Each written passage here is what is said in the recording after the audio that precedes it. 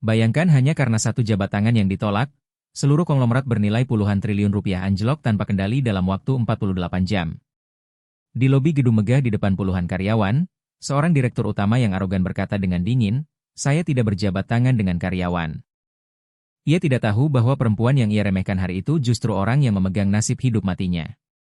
2 hari kemudian, hanya dengan satu panggilan telepon dan satu keputusan sederhana, seluruh kerajaannya runtuh. Ini bukan sekadar kisah tentang kekuasaan, tetapi pelajaran berharga tentang kesombongan, karakter, dan arti dari satu jabat tangan yang tampak sepele. Kamu mungkin tidak akan percaya apa yang terjadi setelah itu, tapi dengarkan sampai akhir karena kisah ini bisa mengubah cara kamu memperlakukan orang lain selamanya.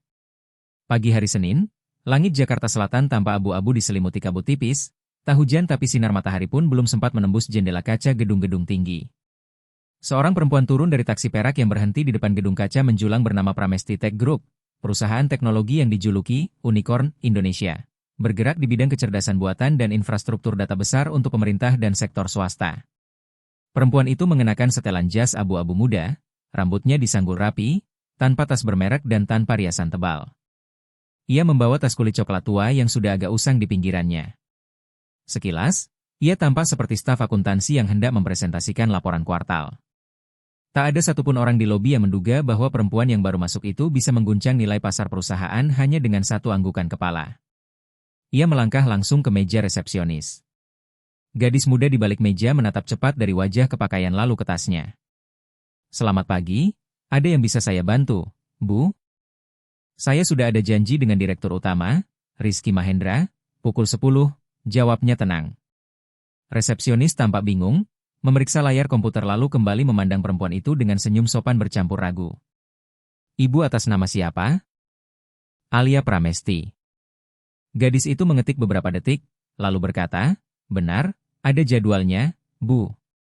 Tapi Pak Rizky sedang menerima tamu asing, mohon tunggu sebentar di kursi sebelah sana ya. Ruang VIP sedang digunakan." Alia Pramesti mengangguk, tanpa ekspresi kecewa atau terkejut. Ia berjalan ke sudut dekat jendela, tempat cahaya masuk lebih banyak dan udara terasa lebih segar. Kursi di sana agak keras, meja kopi rendah dan tampak tua. Ia duduk, membuka buku catatan kecil, menulis beberapa baris lalu menatap sekeliling. Di area VIP, 2 tamu asal Korea sedang disajikan kopi dan air mineral dalam gelas kristal. Seorang resepsionis lain tersenyum lebar sambil menunduk sopan berulang kali. Tatapan mereka sempat menyinggung Alia, namun segera beralih seolah tak melihat. Alia tersenyum tipis, tanpa marah. Momen seperti ini sudah sering ia alami, mungkin hari ini pun sama. Atau mungkin tidak. Seorang staf lain lewat sambil berbisik kepada resepsionis, "Dia pelamar kerja ya? Kayaknya datang buat wawancara administrasi deh." Alia tetap duduk tenang, seolah tak mendengar. Setiap tatapan, setiap gerak tubuh, setiap kata, ia catat dalam pikirannya. Semua adalah data. Karena kedatangannya bukan sekadar untuk bertemu direktur utama, tapi untuk menilai manusia dan budaya perusahaan yang sedang berharap mendapat investasi strategis senilai 5 triliun rupiah dari perusahaannya. Pukul 10.05, tak ada yang datang menjemput. Ia memeriksa surel konfirmasi di ponselnya. Pertemuan pukul 10, ruang rapat nomor 3, Rizky Mahendra menerima Alia Pramesti, Ketua Pramesti Capital. Pukul 10.15, seorang perempuan berambut pendek mengenakan seragam kantor datang tergesa dengan wajah gugup namun sopan. "Bu Alia, saya Tasya Putri, sekretaris Pak Rizky. Maaf sudah membuat Ibu menunggu. Silakan ikut saya." Ia menuntun Alia melewati koridor berlantai marmer, melintasi 2 ruang rapat besar, lalu berbelok ke satu ruang kecil yang agak gelap tanpa jendela alami. Di sana hanya ada beberapa botol air mineral dan tumpukan dokumen di ujung meja. Jelas bukan ruang yang disiapkan untuk tamu penting. "Pak Rizky segera datang. Bu, mohon tunggu sebentar ya," ujar Tasya Putri dengan nada hati-hati. Ruang rapat itu kecil, tanpa cahaya alami, tak ada layar proyektor, meja rapat pun tampak tua dan goyah. Di atasnya hanya ada beberapa botol air mineral dan setumpuk dokumen tebal di satu sisi. Jelas bukan ruang yang disiapkan untuk mitra prioritas strategis. "Pak Rizky Mahendra akan segera datang. Bu, silakan duduk dulu," ucap Tasya Putri pelan. Alia Pramesti meletakkan tasnya, duduk tenang, membuka beberapa halaman dokumen, menatap bagian struktur organisasi perusahaan. Strategi jangka panjang ditulis dalam bahasa Inggris namun tampak seadanya, seperti hasil cetak tergesa. 5 menit kemudian, Pintu terbuka lebar. Seorang pria tinggi mengenakan jas biru tua mengilap masuk sambil memegang ponsel tanpa sepatah kata. Di belakangnya 3 pria lain berpakaian jas ikut masuk, melirik sekilas ke arah Alia lalu duduk seperti menghadiri rapat rutin. Pria di depan itu adalah Rizky Mahendra. Ia menatap Alia dengan ekspresi setengah heran setengah acuh. "Oh, ibu dari pihak investor ya?" "Benar, saya Alia Pramesti." Tatapan Rizky turun ke meja, tampak kaget. "Datang lebih awal juga ya? Saya kira hanya akan bertemu bagian administrasi." Ia menyeringai, tidak mengulurkan tangan, lalu berkata dingin, "Saya tidak punya kebiasaan berjabat tangan dengan karyawan." Hening sejenak. 2 dari 3 direktur di sampingnya menahan senyum, satu lagi mengangguk kecil setuju. Tasya Putri yang berdiri di belakang membeku. Alia tetap tenang, menatap lurus. "Syukurlah saya tidak bekerja di bawah Anda." Ruangan seketika hening. Kalimat itu tenang, namun cukup untuk membalikan suasana. Rizky mengangkat alis, mendengus, menarik kursi dan duduk bersandar. "Jadi hari ini saya cukup bantu soal berkas atau orientasi sebelum pendanaan dibahas?" Alia tak langsung menjawab. Ia membuka tas kulitnya, menarik map hitam elegan berisi laporan strategi investasi Pramesti Capital, lalu menatap lurus Rizky. Suaranya datar namun tegas. "Saya datang untuk memutuskan apakah 5 triliun rupiah akan diinvestasikan ke perusahaan Anda atau tidak." Suasana membeku. Salah satu direktur terbatuk kecil. Rizky menegakkan badan, mata kehilangan nada mengejeknya, berganti raut gugup. 5 triliun? Ya. Saya mewakili dana investasi dengan total aset 1.000 triliun rupiah, dan Pramesti Tech Group ada di daftar evaluasi terakhir kuartal ini. Tapi sebelum mengambil keputusan, saya perlu memahami bukan hanya teknologinya, tapi juga manusianya. Rizky menelan ludah, melirik para koleganya, satu menunduk, satu lagi pura-pura membaca dokumen. Alia duduk tegak, tatapannya tajam namun tenang, bukan dendam, melainkan keyakinan dari seseorang yang pernah diremehkan dan kini memilih tidak lagi diam. "Silakan perkenalkan Pramesti Tech Group, saya siap mendengar."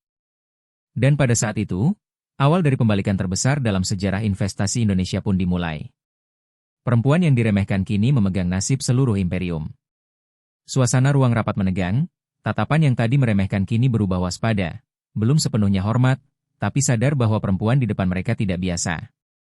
Hanya satu orang yang tetap dengan kesombongannya, Rizky Mahendra, bersandar santai, tangan bersilang di dada, suaranya dingin namun penuh ejekan. "Terus terang, saya tidak menyangka Pramesti Capital mengirim seseorang seperti Anda untuk menangani investasi sebesar ini." Ia menekankan kata, "seseorang seperti Anda," dengan nada sinis. Tak satu pun di ruangan tertawa, tak ada yang membela, tapi juga tak ada yang berani menegur. Semua tahu, Rizky Mahendra memang tipe yang tak suka dikoreksi. Bagi Alia Pramesti, menghadapi sikap arogan dan komentar sinis seperti itu bukan hal baru. Tatapannya tetap tenang, sedalam air di dasar sumur. Ia membuka berkas presentasi di tangannya dan berkata lembut, "Saya pikir akan lebih baik jika kita mulai sesi presentasi. Saya ingin memahami strategi jangka panjang Pramesti Tech Group untuk 3 tahun ke depan, terutama di bidang AI pemrosesan bahasa dan data medis." Rizky Mahendra melirik ke arah pria di sebelah kirinya, memberi isyarat halus. Pria itu, Bima Saputra, Direktur Strategi, segera membuka laptop dan menyalakan proyektor. Di layar muncul beberapa slide seadanya, menampilkan grafik dan kata kunci besar seperti machine learning, blockchain, cloud storage, namun tanpa satupun rencana implementasi konkret. Alia mencondongkan kepala, memperhatikan setiap detail. 6 menit kemudian, presentasi berakhir. Ia bertanya pelan, "Berdasarkan laporan keuangan kuartal terakhir, saya lihat biaya operasional menurun 23%, namun Anda menyebutkan AI adalah fokus utama pengembangan. Apa alasan perbedaan ini?" Ruangan senyap. Seorang manajer mencoba tersenyum canggung. "Kami sedang melakukan efisiensi, Bu, mengalihkan dana untuk kuartal berikutnya." Alia mencatat sesuatu di buku kecilnya. "Lalu untuk platform AI pemrosesan bahasa, model apa yang digunakan agar kecepatan inferensi tetap optimal dan latensi turun saat skala data diperbesar?" Rizky mengangkat alis. "Ibu benar-benar mendalami sisi teknis ya?" "Saya kira ibu investor, bukan insinyur." "Saya bukan insinyur," jawab Alia datar, "tapi saya tidak akan menanam modal pada sesuatu yang tidak saya pahami." Kali ini Rizky tak bisa menyembunyikan kebingungannya. Ia melirik ke arah Arif Prasetyo, wakil direktur teknologi, yang segera menunduk pura-pura menelaah dokumen. Suasana menegang. Alia menutup buku catatannya, duduk tegak, membiarkan keheningan menggantung. Diamnya lebih tajam dari 1000 kritik. Tak ada yang berani bernafas keras, bukan karena takut, tapi karena ketenangan itu menelanjangi kesombongan mereka sendiri. Tiba-tiba Rizky tertawa pelan, memecah suasana. Saya paham sekarang, katanya dengan nada sarkastik, ini semacam wawancara terbalik, ya? Pihak ibu ingin menguji reaksi kami kalau dinilai secara langsung. Tapi saya pikir, dengan segala hormat, kalau ingin menilai visi perusahaan, lihatlah siapa yang memimpinnya. Ia bangkit, berjalan ke meja kecil di sudut ruangan, menuang kopi ke cangkir. Saat kembali, ia menatap Alia sambil tersenyum miring. Ibu mau kopi? Saya teba ibu suka yang manis, banyak susu, seperti para petugas kebersihan di lantai bawah biasa pesan. Ruangan membeku. Tak ada suara kertas, tak ada ketikan, hanya senyap yang menegangkan. Itu bukan sekadar ejekan, itu penghinaan yang memancarkan kelas sosial dan kesombongan yang masih hidup di dunia korporasi. Mata Alia sedikit menyipit, bukan karena tersinggung, melainkan kecewa. Kecewa bahwa di zaman modern ini masih ada pria yang memandang dunia dengan cara lama. Ia menjawab tenang, suaranya datar tapi jelas, tidak, terima kasih. Saya lebih suka kopi hitam tanpa gula. Ia menatap lurus ke Rizky. Seperti cara saya menghadapi masalah, langsung dan tanpa kepalsuan. Salah satu direktur menahan tawa, batu kecil menutupi senyum puasnya. Rizky menegang, senyumnya kaku, lalu pura-pura menuang kopi lagi untuk menutupi rasa malu. Tapi semua tahu, kata-kata Alia baru saja menembus ke dalam egonya yang paling dalam. Saat itu, pintu ruangan terbuka. Sekelompok pria berjas masuk, tim penasihat senior yang dipimpin Dirga Pratama, Direktur Pengembangan Eksternal. Mereka datang untuk presentasi resmi di hadapan pihak investor, namun tak seorang pun memberitahu tim Aditya Pramesti bahwa perwakilan dari pihak investor ternyata seorang perempuan sederhana dari daerah Jawa Tengah yang baru saja dipanggil, karyawan lantai bawah, oleh Direktur Utama. Salah satu anggota tim Aditya, seorang pria parubaya, melangkah maju dan dengan sopan mengulurkan tangan pada Alia Pramesti. Senang sekali bisa bertemu dengan Anda, Bu, katanya ramah. Tapi sebelum tangan mereka bersentuhan, Rizky Mahendra menyela dengan senyum dingin. Pak Aditya, di perusahaan kami ada aturan. Saya tidak berjabat tangan dengan karyawan, dan saya sarankan Anda pun demikian. Suhu ruangan seakan turun beberapa derajat. Aditya segera menarik tangannya, menunduk sopan dan berkata gugup, maaf, kalau ada salah paham. Alia tetap tenang, tanpa ekspresi marah. Ia hanya mengeluarkan ponsel, meletakkannya di meja, mengetik satu pesan singkat. Tak ada yang tahu isinya, namun di kantor Pramesti Capital yang berjarak beberapa distrik, tim analis keuangan menerima notifikasi internal, evaluasi ulang Pramesti Tech Group risiko budaya organisasi tinggi. Satu kalimat pendek itu menjadi percikan kecil yang akan memicu kehancuran berantai tak terbayangkan. Alia berdiri, merapikan dokumen, menatap lurus ke Rizky. Terima kasih atas waktunya. Saya akan melanjutkan penilaian. Tapi sebelum saya pergi, ada satu hal yang perlu Anda ketahui, katanya tenang. Rizky menatapnya, berusaha tetap santai. Alia menatap tajam dan berkata pelan tapi tegas, kebaikan tidak pernah menurunkan nilai kepemimpinan, tapi kesombongan bisa menjatuhkan seluruh perusahaan. Ia kemudian berbalik, melangkah keluar ruangan, meninggalkan di belakangnya bukan hanya wajah-wajah kaku penuh kebingungan, tetapi juga titik awal runtuhnya sebuah kerajaan teknologi yang dulu tampak tak tergoyahkan. Keesokan paginya, langit Jakarta Selatan diguyur gerimis lembut, seolah menandakan sesuatu yang tidak biasa. Di kantor pusat Pramesti Capital di lantai 38 Menara Pramesti, cahaya lampu lembut memantul di wajah tenang Alia Pramesti. Ia duduk di depan jendela besar, di belakangnya deretan layar menampilkan grafik pasar yang bergerak perlahan. Di tangannya, catatan hasil pertemuan kemarin dengan Pramesti Tech Group. Semua telah terekam oleh alat kecil di saku jasnya. Setiap kata, setiap nada merendahkan, setiap keheningan yang menggigit. Ketukan pintu terdengar. Sinta Rahma, asisten pribadinya, masuk sambil membawa berkas baru. Bu Alia, ini pembaruan dari tim analis. Saham Pramesti Tech Group turun lagi 1,6% pagi ini. Investor mulai berspekulasi bahwa Pramesti Capital menunda pendanaan. Alia mengangguk, matanya tak lepas dari dokumen. Sudah ada kebocoran internal? Belum resmi, Bu. Tapi forum-forum investasi sudah ramai.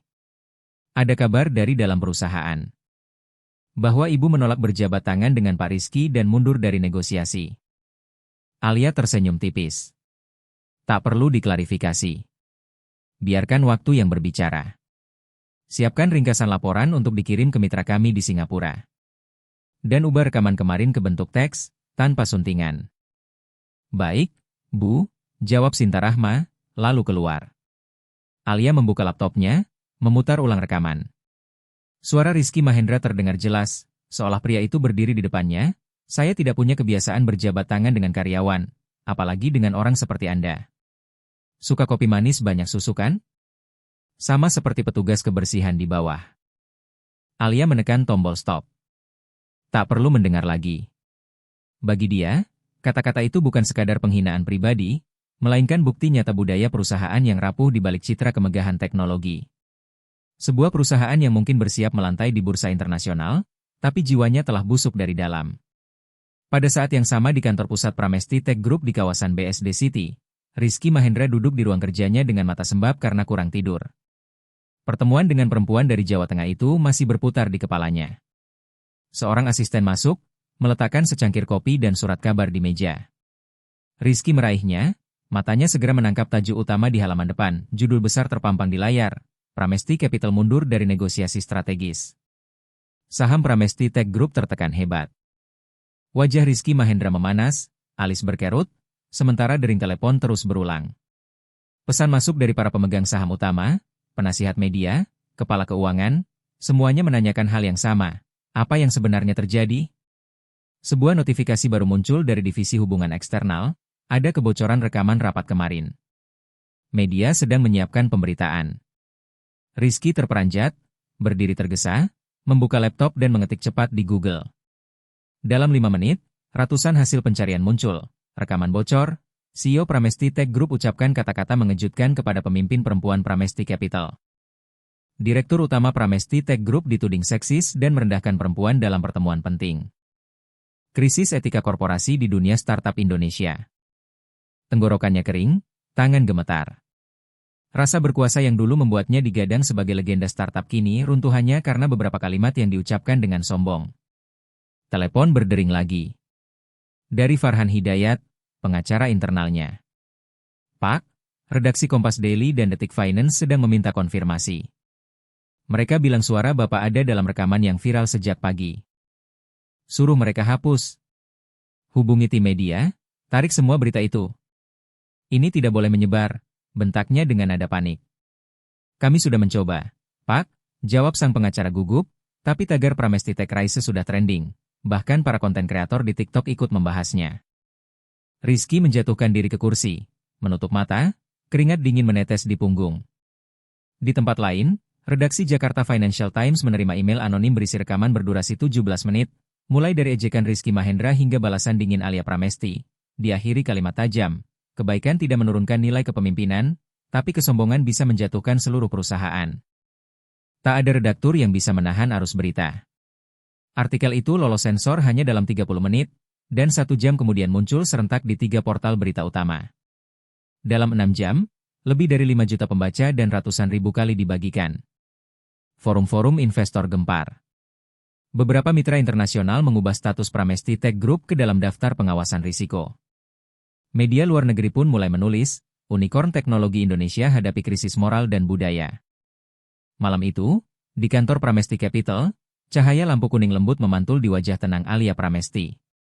Sinta Rahma masuk, menyerahkan ponsel yang berdering. Bu, panggilan dari Rizky Mahendra. Alia menatap layar sejenak, jarinya menyentuh tombol tolak, berhenti sebentar, lalu membiarkan nada dering berhenti sendiri. Telepon berdering lagi, 2 kali, 3 kali. Ibu tidak akan mengangkatnya? Tanya Sinta pelan. Alia tersenyum. Ada panggilan yang tak perlu dijawab, biarkan dia belajar arti dari keheningan. Setelah telepon berhenti bergetar, ia membuka laptop, menulis 1 email singkat. Lampirannya, rekaman yang telah diverifikasi beserta transkrip lengkap. Penerimanya, para pemegang saham utama, Mitra Investasi Global, dan Otoritas Jasa Keuangan, OJK. Subjek email itu, permohonan evaluasi ulang terhadap kepemimpinan CEO Pramesti Tech Group. Tak ada ancaman, tak ada seruan boikot. Ia tahu, ada kekuatan yang tak memerlukan ledakan untuk mengguncang dunia. Ketika lampu kantor padam dan Alia Pramesti melangkah keluar ke tengah hujan ringan malam itu, dunia keuangan dan media sedang bergetar hebat, dan permainan kekuasaan sejati baru saja dimulai. Pagi harinya, suasana kantor pusat Pramesti Tech Group berubah sunyi. Tak ada lagi tawa di area kopi, tak ada langkah tergesa di koridor. Seluruh gedung seolah menahan napas, menunggu sesuatu, pengumuman darurat, pertemuan krisis, atau keputusan resmi dari Pramesti Capital. Di ruang kerjanya, Rizky Mahendra duduk sendirian, mata merah karena semalaman tak tidur. Laptop terbuka, tapi tak satu pun laporan selesai. Di layar hanya deretan artikel, video, dan komentar publik yang terus bertambah setiap menit. Kata-kata dan reaksi publik terus menghantui Rizky Mahendra. Garis tagar masih nongol di puncak trending. Pramesti Tech Crisis, saya pernah dikira kopi tanpa gula, dan satu kalimat Alia Pramesti terus berulang di kepalanya seperti lonceng. Kebaikan tidak menurunkan nilai kepemimpinan, tapi kesombongan bisa menjatuhkan seluruh perusahaan. Tiba-tiba ada ketukan pintu yang membuatnya terkejut. Yang masuk adalah Hanisari, Direktur Keuangan, perempuan yang tadi diam sepanjang pertemuan dengan Alia. Ia berpakaian rapi seperti biasa, namun hari ini matanya membawa tekad yang berbeda. Pak Rizky, Dewan meminta rapat internal darurat jam 14, hadirkan semua pemegang saham strategis, mereka ingin penjelasan resmi dari Anda, ujar Hani tegas. Rizky tak menatap, hanya berbisik, soal apa? Bukan soal kata-kata yang dibicarakan di warung kopi, jawab Hanisari tenang, melainkan soal budaya yang Anda ciptakan di sini. Rizky menatapnya, matanya memerah. Hanisari menegaskan, saya berdiri untuk orang-orang yang pernah memilih diam seperti saya dulu. Kalimat itu seperti siraman air dingin.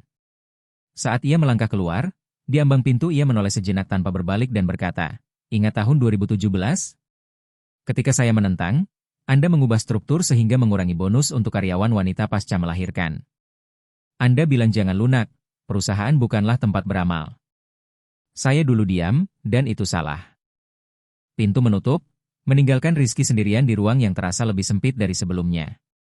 Sementara itu, di sebuah kedai kopi kecil di Kebayoran Baru, Alia Pramesti duduk menikmati kopinya.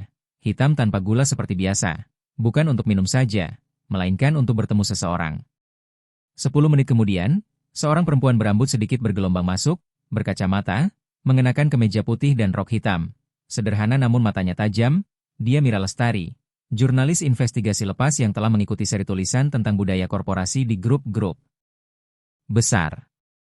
Alia mengangguk, terima kasih sudah datang. Mira menjawab, saya mengikuti ibu sejak lama, tak pernah menyangka bisa bertemu langsung.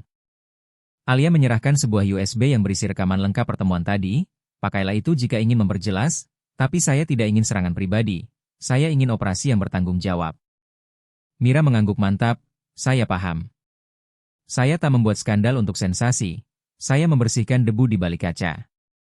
Sore harinya sebuah artikel artikulatif terbit di portal independen yang dihormati komunitas startup, bukan menyerang individu, melainkan membedah pola budaya beracun dengan kesaksian puluhan mantan pekerja Pramesti Tech Group. Mereka bercerita tentang dipanggil, anak dari daerah, dijadikan staf administrasi remeh, ditolak kesempatan karena aksen tidak profesional, bahkan dipangkas bonus karena berani cuti melahirkan.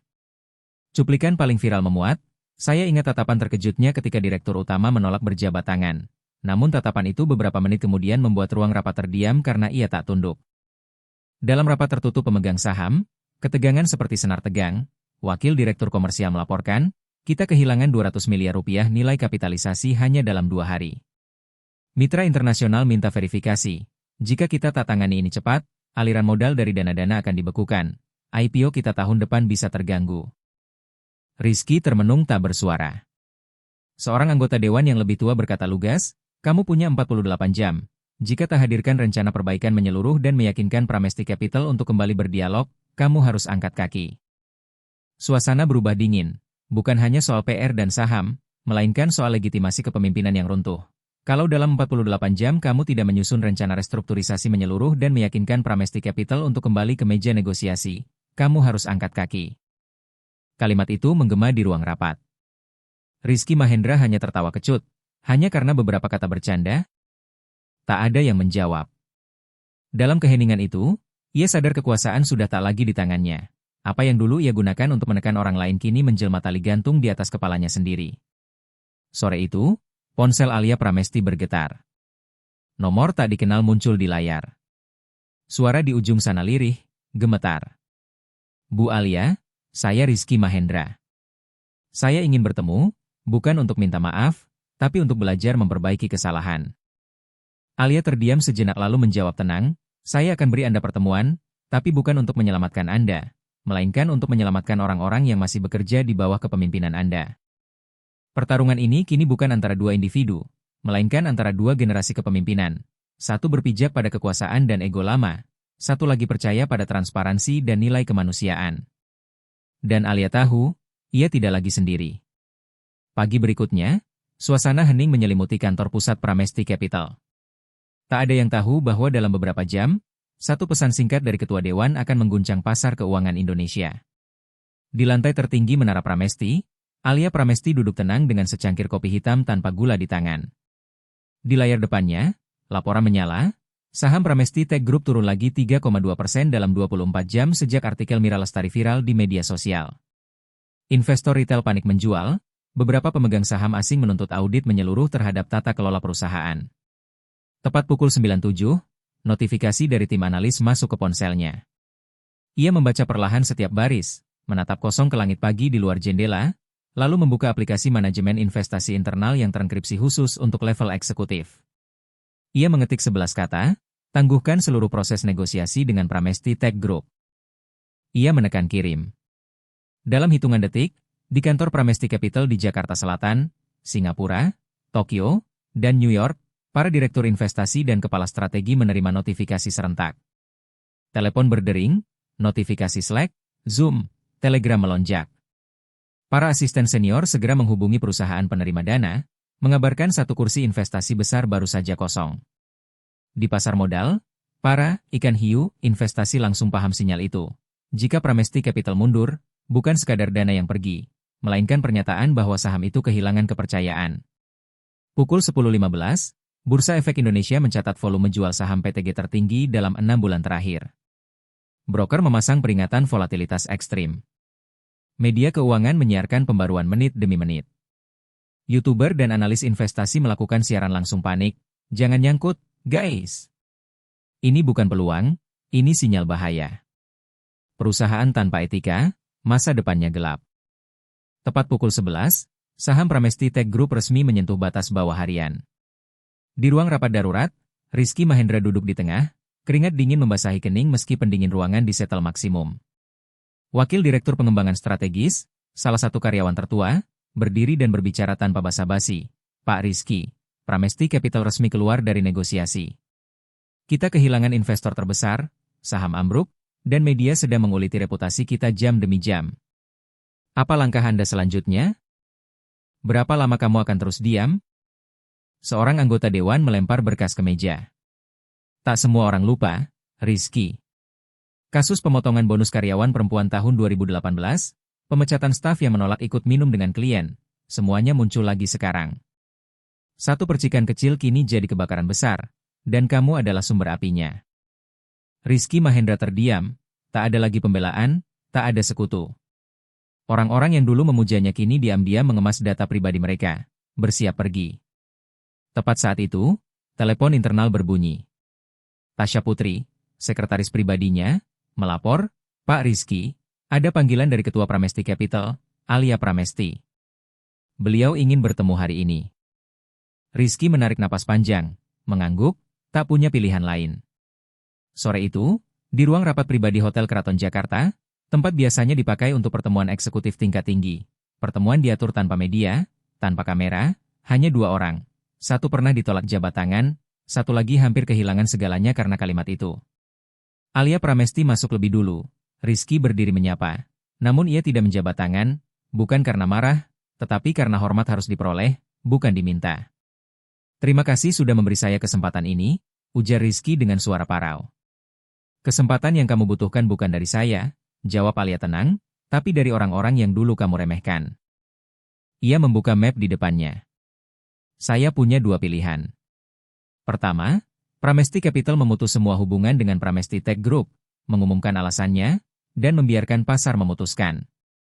Kedua, kamu mundur dari posisi CEO, serahkan kendali ke tim manajemen baru dengan pengawasan independen dan lakukan reformasi budaya total. Dalam 6 bulan, kami akan menilai ulang apakah perusahaanmu pantas diberi kesempatan. Rizky menatap dengan mata merah. Saya membangun perusahaan ini dari nol. Dan kamu juga yang menjerumuskannya ke bawah nol, potong Alia, suaranya datar. Kamu membangun teknologi, tapi menghancurkan manusia. Sunyi. Rizky tertawa getir. Kalau saya setuju, apakah kamu yakin perusahaan ini bisa bertahan? Alia menatap lurus. Saya tidak yakin. Tapi saya tahu, kalau kamu menolak, perusahaanmu akan mati minggu depan.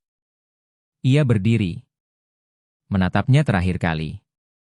Pasar tidak hanya butuh kecerdasan, tapi juga moralitas. Tak ada yang kebal dari akibat saat kehilangan itu. Pintu tertutup. Rizky terkulai di kursi. Kenangan tentang kesombongan dan ejekan masa lalu bergulir di kepalanya seperti film yang diputar ulang. Terlambat, tapi setidaknya belum berakhir. Di luar sana, malam turun perlahan di Jakarta Selatan, lampu kuning kota mengalir di antara gedung tinggi seperti darah di tubuh raksasa yang tak pernah tidur. Di lantai 5 kantor Pramesti Tech Group, tempat jarang dikunjungi karena hanya diisi bagian administrasi, seorang perempuan parubaya berseragam petugas kebersihan sedang menyeka kaca jendela yang menghadap ke plaza depan. Dia adalah Bu Sri Widiani, 53 tahun, sudah bekerja sejak perusahaan ini masih menyewa apartemen tua sebagai kantor, lebih dari 10 tahun tanpa pernah mengeluh, tanpa cuti panjang. Semua orang mengenalnya, tapi sedikit yang tahu namanya. Hari ini, ia mendengar bisik-bisik dari staf muda di pantry. Minggu depan kita mungkin gak perlu bersihin kaca lagi, Bu Sri. Saham udah anjlok, mungkin kita semua juga bakal kena PHK. Ia hanya tersenyum, tak menjawab. Saat naik ke lantai teknik untuk mengambil kain baru, ia tanpa sengaja mendengar percakapan di lift yang pintunya belum tertutup. Suara laki-laki familiar terdengar. Baik, saya akan adakan rapat internal besok. Saya siap mundur kalau perlu. Tapi sebelum pergi, saya ingin bertemu dia sekali lagi. Bu Sri terpaku. Dia, pikirnya. Perempuan yang membuat seluruh sistem terguncang, yang berani membuat seorang CEO sekuat Rizky Mahendra berpikir untuk turun tahta. Ia tak tahu semuanya, tapi ia tahu, perubahan sedang dimulai. Dia masih ingat jelas kejadian itu. Suatu malam hujan deras bertahun-tahun lalu, Bu Sri Widiani sedang menyapu halaman bawah tanah kantor lama Pramesti Tech Group ketika melihat seorang gadis muda berdiri kuyup di depan pintu masuk. Tubuhnya kurus, kemeja kantornya pudar, membawa tas berisi dokumen basah kuyup. Wajahnya tampak letih tapi tidak menyerah. "Kamu cari siapa?" tanya Bu Sri. Gadis itu menatap dengan mata bercahaya di bawah hujan. "Saya intern, Bu. Saya menjatuhkan dokumen rencana marketing, tapi Satpam gak izinkan masuk lagi."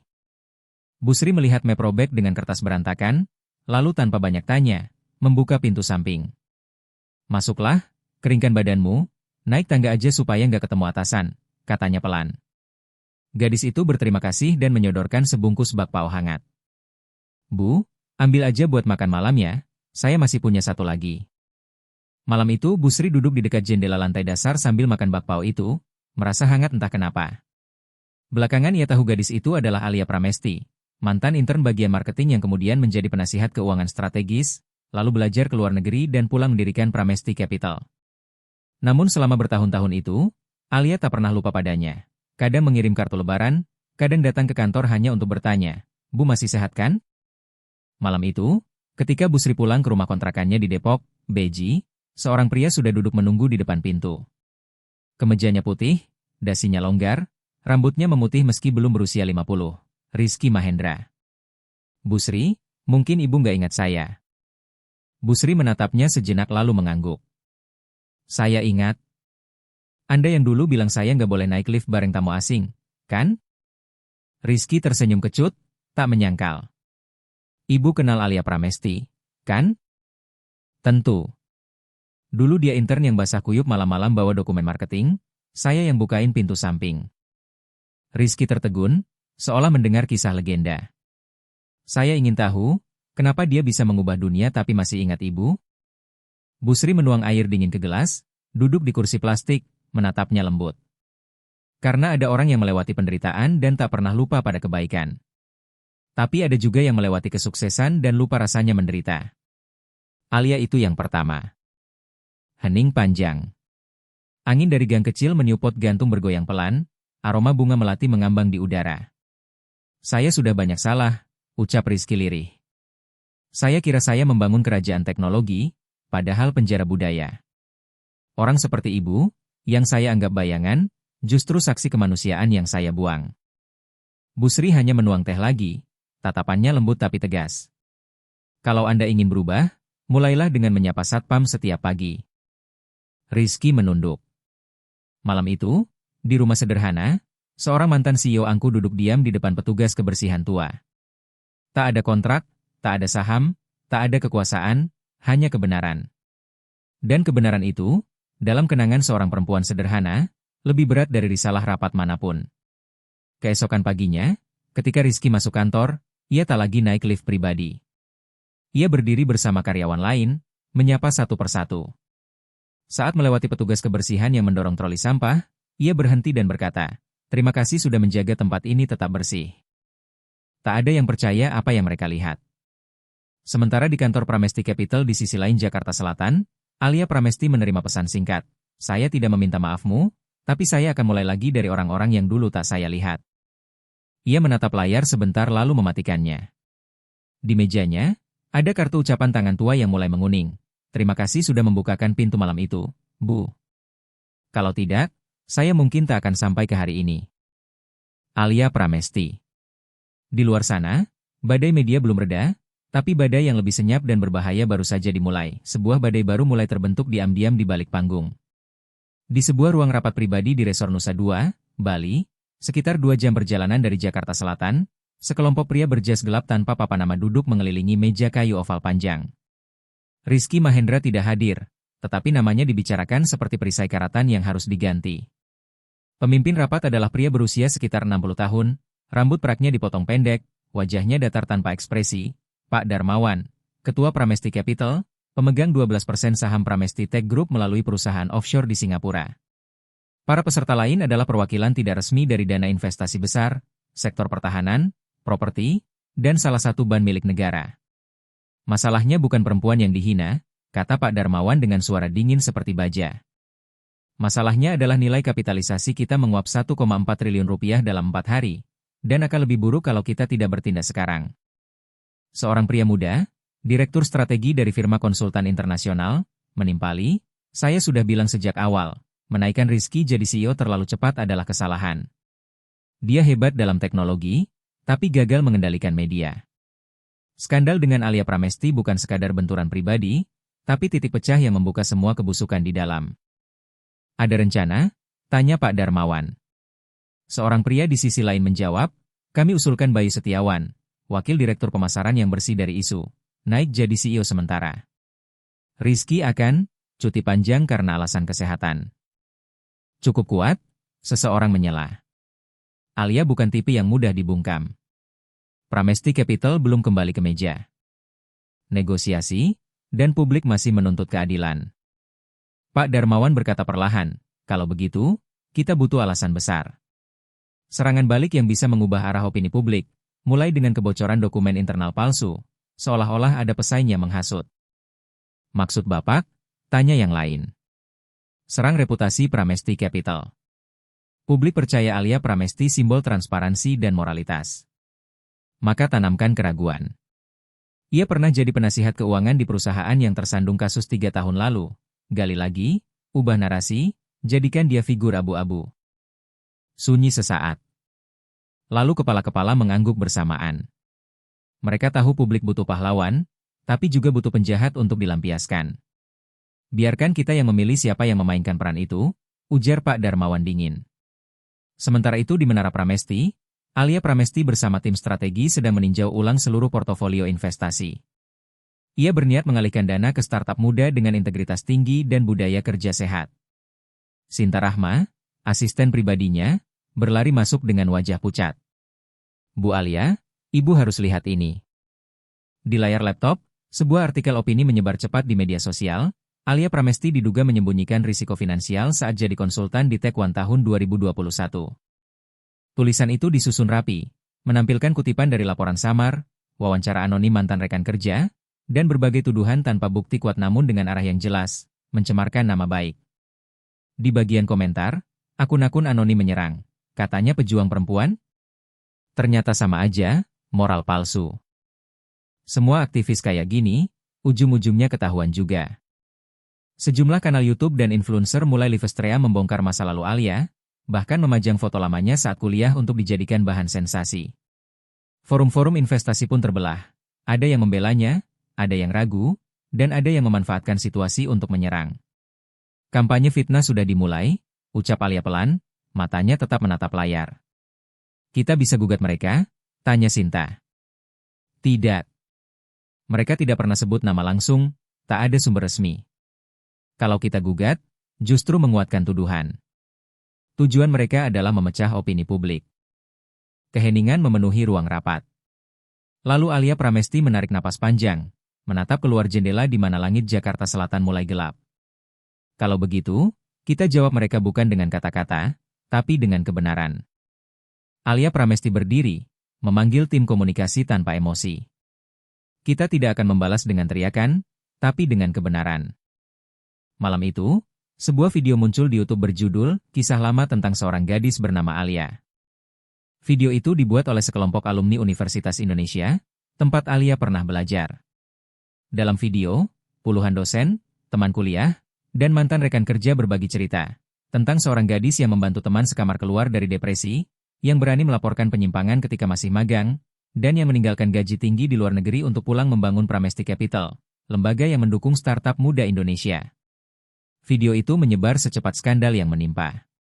Di saat bersamaan, sebuah surel internal dari Tech One tahun 2021 dibocorkan, kali ini dari mantan CEO yang kini memimpin Dana Global.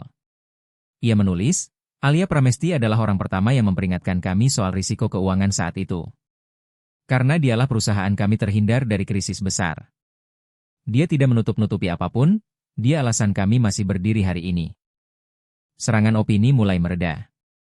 Orang-orang yang sebelumnya mencaci kini kebingungan. Beberapa kanal YouTube dan livestream menghapus video lama mereka. Tagar "Saya Percaya Alia" mulai viral. Di sebuah kafe kecil di Tebet, Rizky Mahendra duduk sendirian menatap layar. Ia membaca unggahan terbaru di Facebook Bu Sri Widiani, si petugas kebersihan. Kebenaran mungkin tertimbun tanah untuk sementara, tapi tak ada yang bisa memadamkan cahaya dari dalam. Status itu dibagikan lebih dari 20.000 kali. Di kantornya, Alia Pramesti tidak tersenyum, tidak lega. Ia hanya membuka halaman baru di buku catatan kulitnya dan menulis, mereka bisa memakai kekuasaan untuk memutarbalikkan kebenaran, tapi tidak ada yang bisa mengendalikan ingatan orang jujur. Seminggu setelah badai skandal, media nasional menunggu pernyataan resmi dari pihak-pihak terkait. Semua tahu puncak cerita sudah diambang mata. Pukul 8 pagi, Metro TV Indonesia menyiarkan pengumuman yang mengejutkan, malam ini pukul 20, program dialog langsung antara Alia Pramesti, Ketua Pramesti Capital, dan Rizky Mahendra, CEO Pramesti Tech Group, dengan tema, Budaya Perusahaan dan Tanggung Jawab Pemimpin di Era Baru, akan tayang eksklusif. Berita itu seperti menyiram bensin ke api. Forum investasi, media sosial, dan grup bisnis mendidih. Pendukung Alia menyebutnya, pertarungan moral terbesar dunia korporat Indonesia, sementara pihak sinis menilai itu tak lebih dari drama PR. Namun bagi mereka yang pernah jadi korban budaya kerja toksik, ini adalah kesempatan bagi keadilan untuk berbicara. Di belakang panggung studio Metro TV, suasana tegang seperti tali biola. Sutradara terus menyesuaikan cahaya dan kamera. Di ruang rias, Alia duduk diam ketika penata rambutnya menyentuh lembut rambutnya yang disanggul rapi. Ia mengenakan kebaya biru tua sederhana tanpa motif, tanpa perhiasan, hanya memakai pin kecil bergambar logo Pramesti Capital di dada kiri. Tak lama, Rizky Mahendra masuk. Jas abu-abu, wajah lelah tapi tenang. Mereka saling menyapa pelan, tanpa basa-basi, tanpa kepura-puraan, seperti dua manusia yang sudah melewati separuh jalan penuh luka dan kini hanya tinggal menghadapi bagian terakhir. Tepat pukul 20, musik pembuka mengalun, lampu menyala, kamera merekam. Dewi Rahayu, pembawa acara kawakan yang terkenal tegas dan tajam, membuka acara. Selamat malam, pemirsa. Malam ini kami tidak datang untuk mencari kambing hitam atau membenarkan siapapun. Kami datang untuk menyaksikan dua pemimpin menghadapi sesuatu yang sering dihindari, tanggung jawab. Ia menoleh ke tamu di hadapan. Bu Alia Pramesti, Pak Rizky Mahendra, terima kasih sudah hadir. Tanpa basa-basi, Dewi menatap Rizky. Pertanyaan pertama, Pak Rizky, apakah Anda benar-benar mengerti mengapa satu jabat tangan yang ditolak bisa membuat seluruh pasar bereaksi sehebat itu? Rizky menatap lurus ke arah kamera, suaranya dalam dan berat. Awalnya saya tidak mengerti, ujar Rizky Mahendra pelan, suaranya berat dan jujur. Saya kira itu hanya reaksi pribadi, tapi saya salah.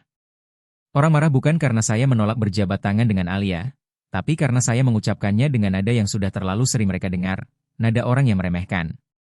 Saya tidak menghina satu orang, saya menyentuh ingatan kolektif jutaan orang yang pernah diremehkan hanya karena mereka karyawan, karena mereka perempuan, karena dianggap tidak cukup hebat. Di bawah, penonton di studio mengangguk pelan, beberapa tampak tertegun mendengar ketenangan dan kejujuran itu. Dewi Rahayu menoleh ke Alia Pramesti. Lalu, mengapa Anda memilih hadir di acara ini? Anda bisa saja membiarkan pasar menghukum dia tanpa perlu berdialog. Alia menjawab tegas, tanpa ragu. Karena hukuman tidak membuat siapapun tumbuh. Saya datang karena percaya, ketika seseorang sungguh menyadari kesalahannya, dia pantas diberi kesempatan memperbaiki. Bukan karena dia kuat, tapi karena dia berani menunduk. Sang pembawa acara mengangguk, suasana studio hening beberapa detik, seseorang di antara penonton mengusap air mata. Kemudian sesi tersulit dimulai, dialog terbuka. Keduanya duduk berhadapan tanpa moderator. Masing-masing diberi waktu 5 menit untuk mengatakan hal-hal yang belum pernah diucapkan pada yang lain. Rizky menarik napas panjang. Alia, dulu saya pikir kamu menakutkan karena kamu tidak seperti yang lain. Tidak mudah dibujuk, tidak bisa disenangkan. Tapi sekarang saya tahu, saya takut bukan karena kamu keras, tapi karena kamu berani memantulkan sisi gelap yang saya sembunyikan dalam diri sendiri. Dulu saya pikir kekuasaan adalah tentang melindungi diri dari luka. Kamu membuat saya mengerti bahwa kekuasaan sejati adalah berani bertanggung jawab. Saya tidak meminta maafmu, saya hanya ingin kamu terus melakukan hal yang dulu tak saya percaya, memimpin dengan integritas. Studio terdiam. Alia menatapnya, mata tak berkedip. Rizky, saya tidak datang untuk mendengar permintaan maaf. Saya datang karena ingin percaya bahwa seseorang yang dulu sedingin kamu pun bisa berubah. Bukan karena saya butuh penghiburan, tapi karena ratusan karyawan di bawahmu menunggu kamu menjadi sosok yang pantas mereka ikuti. Kamu salah, tapi kamu berdiri lagi, dan itu yang saya hormati. Dewi Rahayu memecah keheningan, suaranya menurun. Kita sudah bicara soal alasan dan akibat. Sekarang saya ingin tahu, langkah kalian selanjutnya apa? Rizky Mahendra menatap kamera utama, mendongak tegak. Saya akan mengundurkan diri. Setelah acara ini, saya sudah memerintahkan tim HR untuk memulai proses transisi ke manajemen baru, transparan, inklusif, dan memiliki sistem pengawasan independen.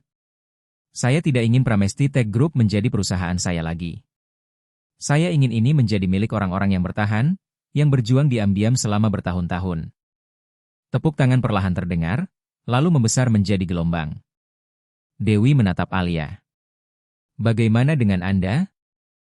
Mata Alia berkilat, bukan karena kemenangan, tapi karena harapan. Pramesti Capital akan terus memantau proses reformasi.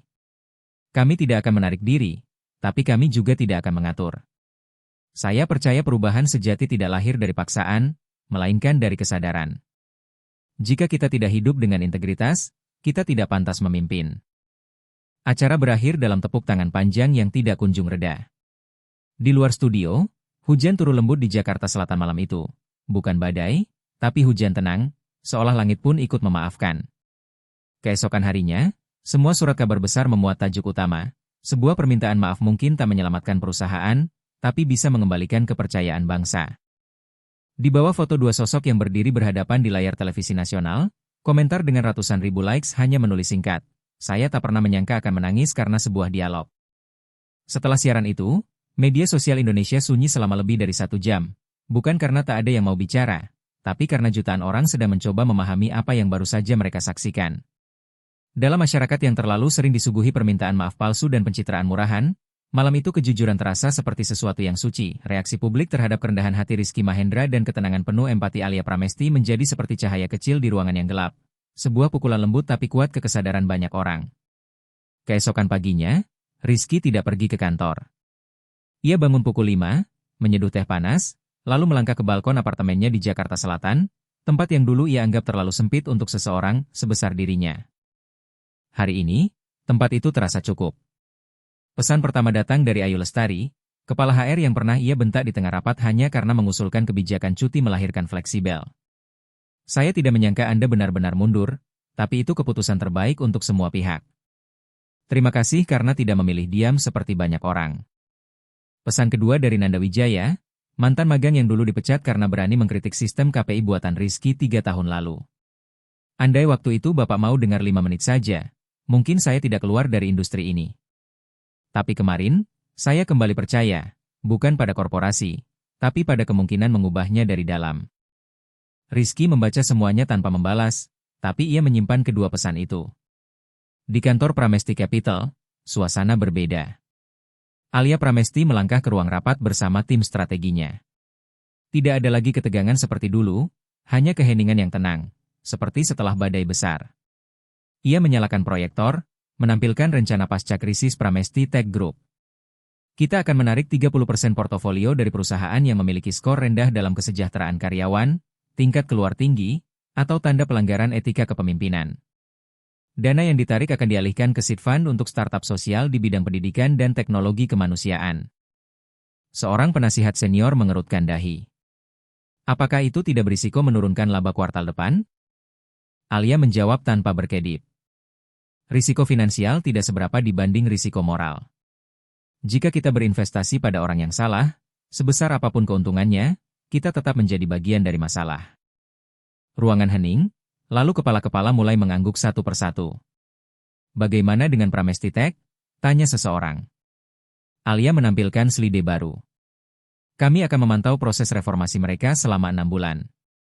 Tidak ada tambahan dana, tapi kami akan membantu dalam tata kelola, restrukturisasi SDM, dan sistem bonus yang lebih manusiawi.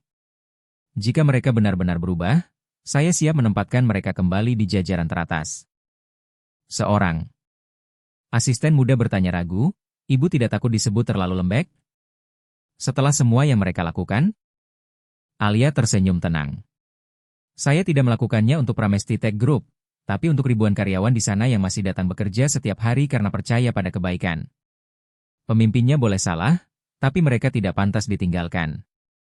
Di tempat lain, tak ada yang menyangka Bu Sri Widiani, petugas kebersihan yang dulu membuka pintu belakang untuk Alia di malam hujan, menerima undangan berbicara di acara Student Development Exchange Universitas Indonesia, dengan tema, nilai dari sebuah pintu kecil. Awalnya ia menolak, merasa sudah tua dan tidak pandai bicara, tapi setelah menerima panggilan dari Alia sendiri, ia berubah pikiran. Panggung hari itu sederhana, tanpa bunga, tanpa lampu warna-warni, hanya seorang perempuan tua memegang mikrofon dengan tangan bergetar. Waktu itu saya cuma lihat ada anak muda basah kuyup, jadi saya bukain pintu. Sekarang orang bilang saya mengubah sejarah, saya malu sebenarnya. Tapi saya pikir, kalau tiap orang mau bukain satu pintu kecil buat orang lain, entah kesempatan, ucapan terima kasih, atau sekadar jabat tangan, mungkin dunia ini tak perlu banyak diperbaiki lagi. Seluruh aula berdiri, tepuk tangan bergema seperti doa, seluruh aula berdiri, tepuk tangan bergema panjang.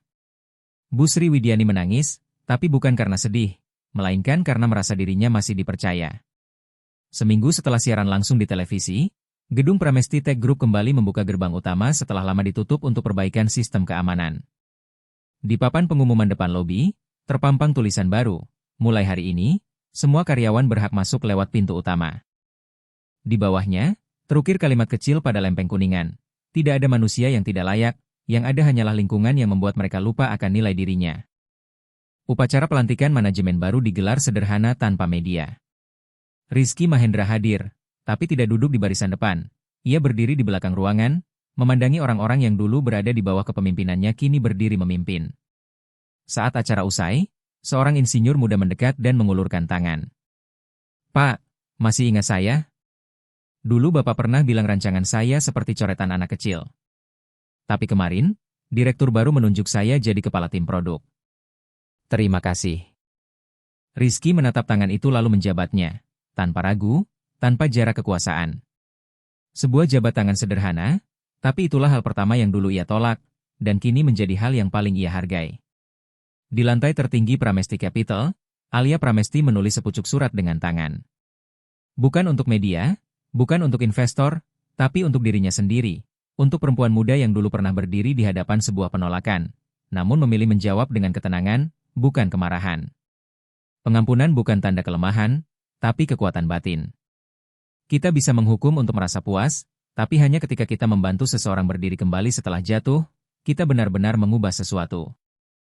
Ia melipat surat itu, meletakkannya ke dalam kotak arsip pribadinya, di samping kartu ucapan tahun baru dari Bu Sriwidiani yang disimpannya bertahun-tahun. Di luar jendela, sinar matahari jatuh menembus lapisan kaca bening, membentuk corak keemasan di lantai, seolah menggambar jalan baru, bukan dari mereka yang sempurna, tapi dari mereka yang berani memperbaiki diri. Sebulan setelah badai media tentang Pramesti Tech Group reda, dunia bisnis Indonesia masih ramai membicarakannya. Bukan karena skandalnya, tapi karena cara semuanya berakhir, bukan dengan pencitraan, bukan dengan uang atau kekuasaan, melainkan dengan permintaan maaf yang tulus, tindakan nyata, dan kemauan untuk mendengarkan. Malam itu, di Jakarta Convention Center, acara besar Forum Pemimpin Muda dan Inovasi 2025 digelar, dihadiri lebih dari 3.000 peserta, pengusaha rintisan, CEO, profesional, mahasiswa, dan perwakilan organisasi internasional. Di daftar pembicara utama tidak ada nama Rizky Mahendra, tapi ada nama Alia Pramesti dengan deskripsi singkat, investor, inspirator, pembuka kembali pintu etika dalam bisnis. Saat Alia melangkah ke panggung, tepuk tangan menggema bukan karena fanatisme, tapi sebagai bentuk penghargaan pada perjalanan panjang, tenang, gigih, dan manusiawi yang telah ia tempuh. Ia memulai dengan kisah sederhana. Dulu, ketika saya masih magang, saya pernah ditolak berjabat tangan. Bukan karena saya salah, tapi karena saya hanyalah staf. Orang itu berkata, saya tidak berjabat tangan dengan pegawai. Waktu itu saya marah, tapi saya tidak melawan. Saya hanya berjanji pada diri sendiri, jika suatu hari saya cukup besar, saya tidak akan pernah menolak tangan siapapun, meski kotor, gemetar, atau tanpa kekuasaan, karena setiap tangan itu adalah manusia, dan setiap manusia punya kisah yang layak dihormati. Ia berhenti sejenak, membiarkan keheningan menyelimuti ruangan, lalu melanjutkan, suaranya lembut tapi tegas, hari ini saya tidak datang untuk membicarakan kesuksesan. Saya datang untuk membicarakan akar. Kita sedang hidup di zaman di mana integritas sering dikorbankan demi hasil instan, di era di mana kecerdasan bukan lagi hal langka. Siapapun bisa cerdas. Tapi kebaikan hati tetap tak tergantikan. Perusahaan bisa bertahan karena produk, tapi hanya bisa tumbuh berkelanjutan karena budaya. Suara Alia Pramesti bergema lembut di seluruh aula. Kalian adalah generasi berikutnya. Jika kalian berpikir untuk sukses harus menjadi dingin, kejam, menyingkirkan perasaan dan hanya percaya pada angka, maka maaf, kalian sedang belajar dari generasi yang salah. Kesuksesan bukan tentang menginjak orang lain, tapi tentang bisa menatap dunia dengan kepala tegak tanpa kehilangan cahaya di dalam hati. Ruangan terdiam, beberapa orang meneteskan air mata. Seorang mahasiswa muda berbisik pada temannya, aku belum pernah dengar ada orang bicara tentang bisnis seperti bicara tentang moral manusia. Alia meninggalkan panggung diiringi tepuk tangan panjang yang tak kunjung reda. Namun sesuatu yang indah terjadi setelah itu. Saat panitia mengajaknya ke area VIP untuk bertemu investor besar, ia justru berbelok menuju barisan peserta. Di sana, para mahasiswa berbaju seragam, para pendiri startup muda, dan orang-orang yang pernah ditolak, pernah jatuh, pernah merasa tak berharga, menatapnya penusuk NG. Ia menyalami mereka satu persatu. Seorang pemuda gemetar memegang tangannya. Mbak, ingat saya? Tahun lalu saya gagal diterima magang di perusahaan Mbak. Alia tersenyum, kamu masih ingat alasannya? Ya, karena saya kurang kemampuan teknis. Sekarang, saya sedang belajar lagi. Saya ingin mencoba lagi. Saya ingin bekerja di tempat yang punya budaya seperti tempat Mbak. Alia tertawa, lalu mengeluarkan kartu nama. Kalau begitu, jangan kirim CV. Datang ke proyek, pemuda penuntun. Sesi wawancara kami hanya butuh satu hal, cerita hidupmu, bukan ijazahmu. Pemuda itu menangis. Untuk pertama kalinya ia merasa benar-benar dilihat, bukan karena nilai, tapi karena usaha. Pada saat yang sama, di sebuah kafe kecil di Jakarta Selatan, Rizky Mahendra duduk bersama sekelompok anak muda, bukan investor, tapi mantan karyawan Pramesti Tech Group. Mereka tak memanggilnya untuk dihakimi, tapi untuk mendengar. Seorang gadis bernama Yuni bertanya, setelah berhenti jadi CEO, apakah Bapak menyesal? Rizky menatap cangkir kopinya, lalu tersenyum. Tentu.